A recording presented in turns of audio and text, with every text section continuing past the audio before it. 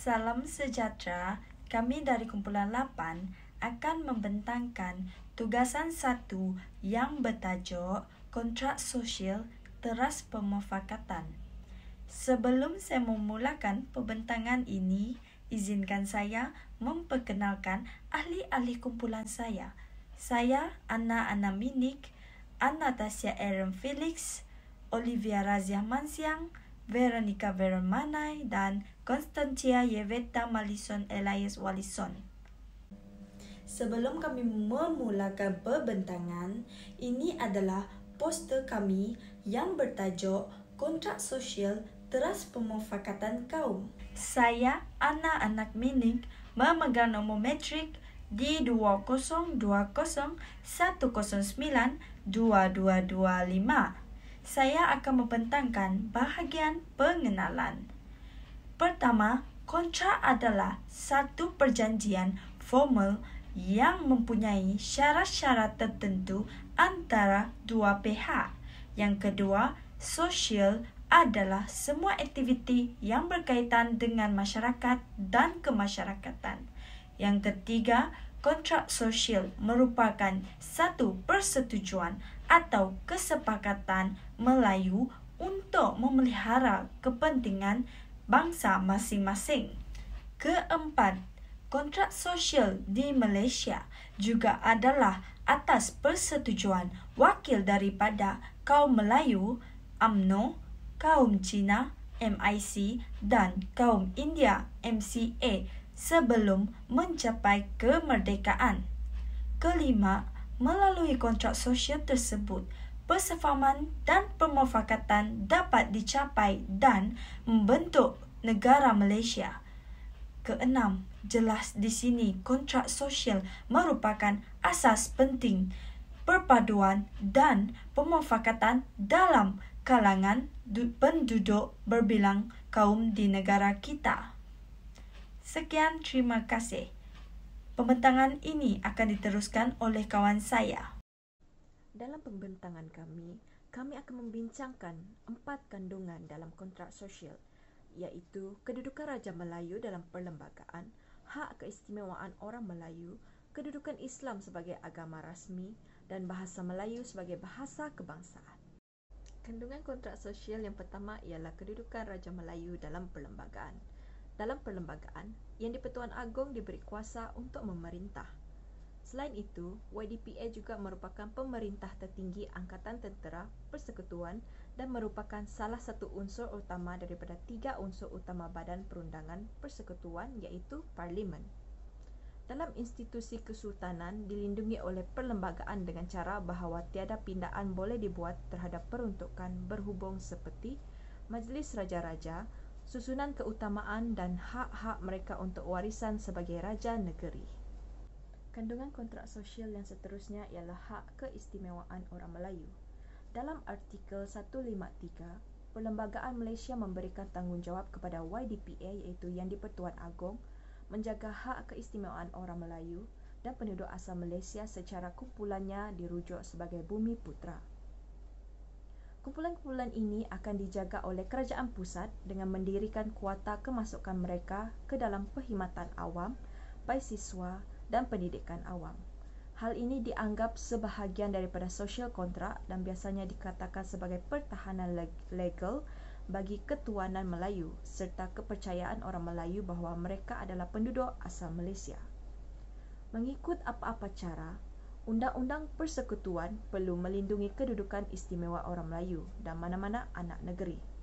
Hal ini kerana hak keistimewaan orang Melayu akan dipertahankan sampai bila-bila kecuali jika perlembagaan diubah atau dicabuli. Dan yang terakhir ialah hak-hak keistimewaan orang Melayu bukanlah peraturan yang baru, malahan telah tercatat dalam Perjanjian Persekutuan Tanah Melayu 1948.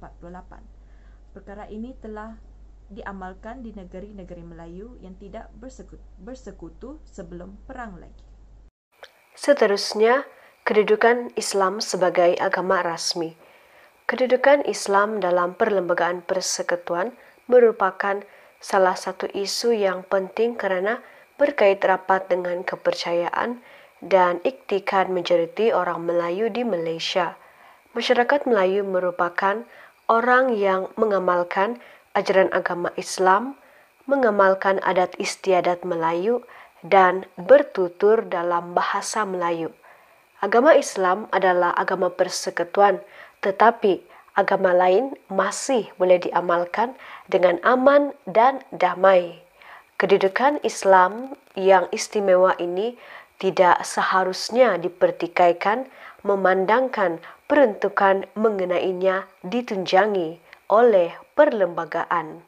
Seterusnya, bahasa Melayu sebagai bahasa kebangsaan. Hal ini telah termaktub dalam perkara 152 dalam Perlembagaan Persekutuan.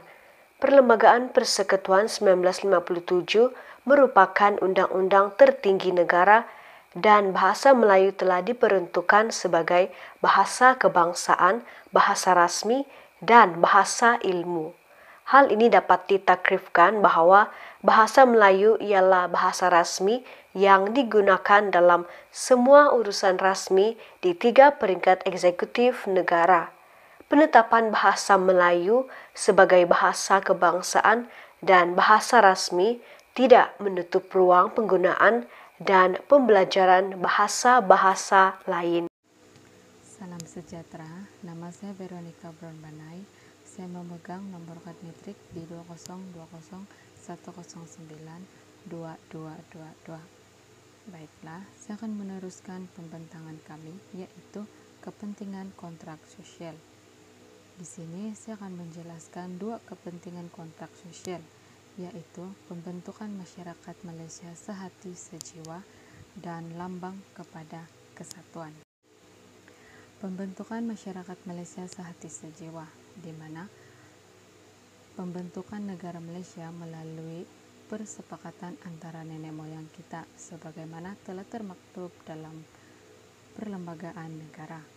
Persepakatan tersebut dikenali sebagai kontrak sosial, yaitu satu bentuk perjanjian yang telah lama wujud. Seterusnya, kontrak sosial ini wujud sebagai ganti kepada kerakyatan tanah Melayu secara besar-besaran kepada kaum bukan Melayu yang terdiri daripada Cina dan India. Yang seterusnya, lambang kepada kesatuan.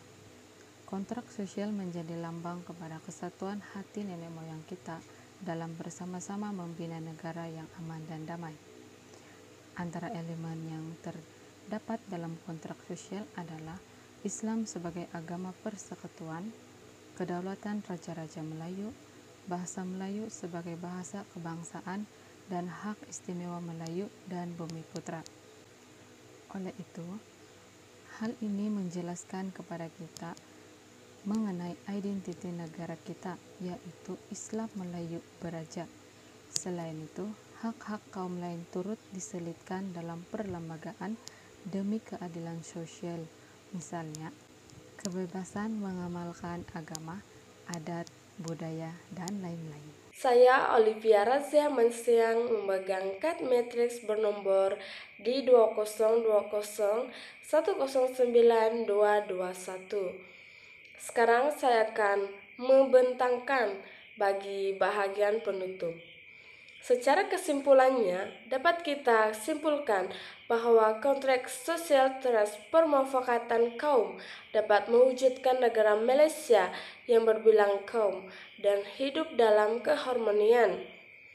Justru itu, majoriti memahami bahwa kontrak sosial ini adalah kata sepakat antara orang Melayu dan bukan orang Melayu untuk menjadikan Malaysia sebagai sebuah negara merdeka. Semua informasi dipersetujui bagi kontrak sosial ini sememangnya wajar dikekalkan dan tidak istilah wajar atau tidak wajar kerana ianya berbentuk persefahaman bersama dan merupakan satu proses sosial yang positif. Dalam informasi atau isu-isu yang dibincangkan sememangnya mengambil kira kebaikan setiap kaum dan sememangnya kita harus mengetahui kepentingan yang boleh didapati dalam kontrak sosial ini. Dengan adanya kandungan-kandungan dalam kontrak sosial tersebut dapat digunakan dalam pembangunan negara, terutama bagi tujuan mengurangkan masalah perkauman yang mungkin tercetus di negara kita. Oleh itu, semua pihak haruslah bekerja sama dalam perlembagaan persekutuan bagi melicinkan urusan pentadbiran negara bagi mewujudkan negara yang harmoni dan bersatu padu dan sememangnya bermanfaat bagi generasi yang akan datang. Itu saja dari kami, sekian dan terima kasih.